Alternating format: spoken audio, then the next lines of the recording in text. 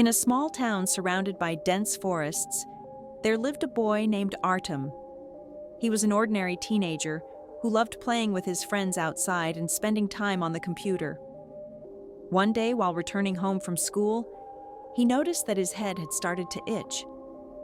At first, he didn't pay much attention to it, but the itching became increasingly unbearable. A few days later, Artem noticed small black bugs on his head. He was shocked and didn't understand where they had come from. The boy tried to get rid of them using shampoo and various remedies, but the bugs only multiplied.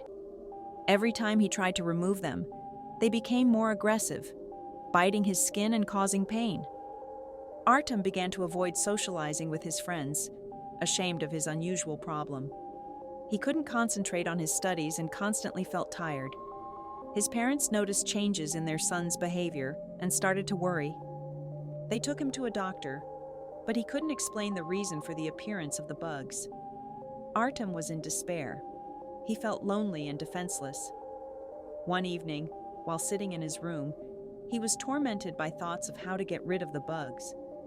He decided to conduct his own investigation. Artem began studying literature about insects and parasites. He learned that some types of bugs could be dangerous to human health and cause serious diseases. Gathering his courage, Artem decided to ask for help from his friend Maxim. Together, they started looking for ways to get rid of the bugs. They researched online and found information about various folk methods for dealing with insects. They managed to gather several recipes based on vinegar and essential oils that, according to sources, could help eliminate the bugs. The next day, Artem and Maxim decided to conduct an experiment. They mixed vinegar with a few drops of tea tree oil and applied the resulting mixture to Artem's head. At first, everything went well. The bugs began to show activity and tried to escape from the foul-smelling liquid. But soon, Artem felt a burning pain.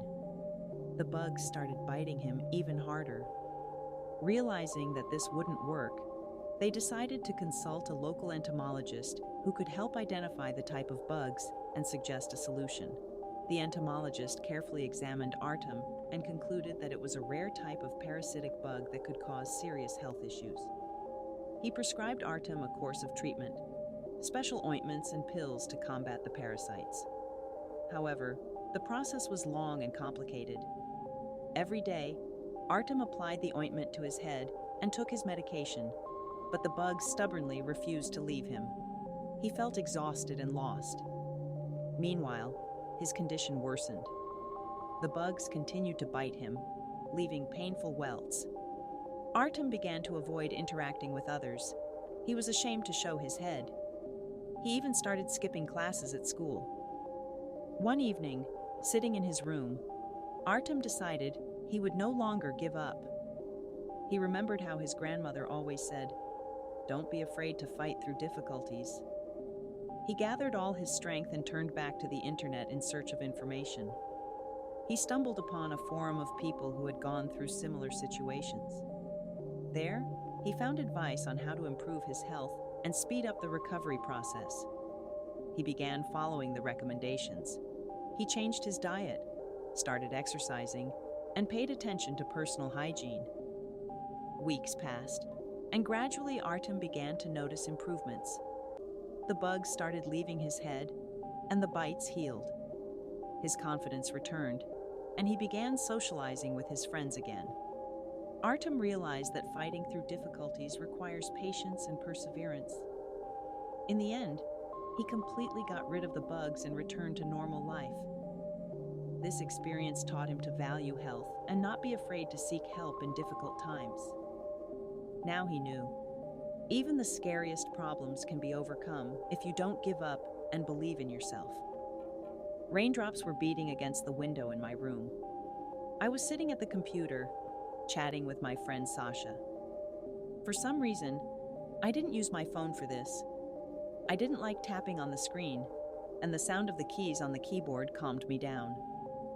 "Ariana, listen. Maybe we shouldn't go to school tomorrow. We could hang out in the park or go to the mall." To be honest, I didn't want to go to school either, but I didn't want to hang out with Sasha either. Sasha, sorry. Let's do it another time. I'm not feeling well. I won't be able to come to school tomorrow. Sorry. I sent the message and closed the chat. I loved browsing various websites, immersing myself in a world of possibilities and oblivion, forgetting about reality and retreating into the vastness of the internet. I had seen many different sites, the content of which would shock some people. So if I was shown a video where someone was having a limb amputated, I wouldn't react at all. Sometimes I even laughed at the absurdity of what was happening in the video. I was bored, so I decided to put on a horror movie. I like them very much. When I suggested watching Insidious with my girlfriends, they immediately changed the subject to romance, dramas, and all that sappy stuff with kisses and brave knights on white horses trying to rescue princesses from towers. I never liked movies of that kind. "Sweetie, come here please," my mom's voice called out. I got up from my chair and walked into the kitchen. "What is it?" "I wanted to ask you to lend me the computer for an hour. I need to find something." The evening horror movie session was canceled, at least for an hour. "Okay, Mom, what do you need?" "I can help." To which I received a negative response. Now it's definitely an hour without a movie, I thought to myself and went back to my room, with my mom trailing behind me. I closed all the tabs and opened a new, completely blank one. I lay down on the couch, put on my headphones, and started playing a playlist while scrolling through news feeds and sites about killers and creepy stories. While reading yet another article about another maniac, I noticed that my mom was sitting still, just staring at the screen without even moving the mouse. I took out my headphones, quietly got off the bed, and as soon as I approached my mom, the browser tab closed. "Thank you, Arisha." My mom abruptly got up from her chair and left the room. Curiosity consumed me, and when I opened the browser, I saw only a blank tab. Strange. I definitely saw something. I checked the browsing history, and among some logistics and news sites was a website with a very strange name, Folded. I clicked on the site, but it turned out to be non-functional. It was very strange that my mom was on a non-working site. I decided to search for something similar online with that name, but only found various crafts and nothing substantial. Very strange, of course, but it's not for me to judge where a person sits and what they does. I went to a movie site and started watching another horror film as comfortably as possible. The next morning, I told my mom that I was feeling unwell. She let me stay home while she went to work. My mom and I lived alone. My dad had died by suicide. I was about 6 when I saw his lifeless body in the bathroom, hanging from a noose. After his death, my mom couldn't recover for a long time. At night, I heard her crying in the next room, mourning for Dad, poor thing. As for me, I had no tears. I just stared at one point all day long and did nothing. I remember one day when my mom came home with some guy and a computer.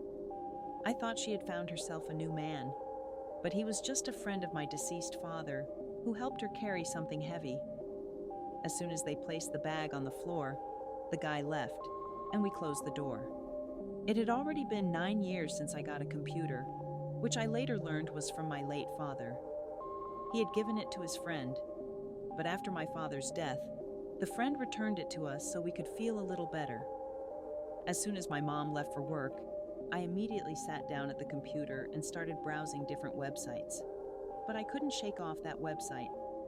I went into the browser history to try to access it again, but just like last time, I couldn't get in. I tried to find a similar site but found nothing. However, one thing caught my attention. Almost all the ads on the sites were about selling ropes and offering psychological help to people. But among all these ads, I noticed a very strange one. In red font on a white background, it read, "All difficulties can be solved here," and below it was a similar red button with the word "Here." I was very intrigued by this message, so I clicked on the ad. It took me to a strange website. Dark concrete walls, a dim lamp standing on an old nightstand, and a message on the wall highlighted in red as if written in blood. Do you want to get rid of all your problems? Below were two options, yes and no.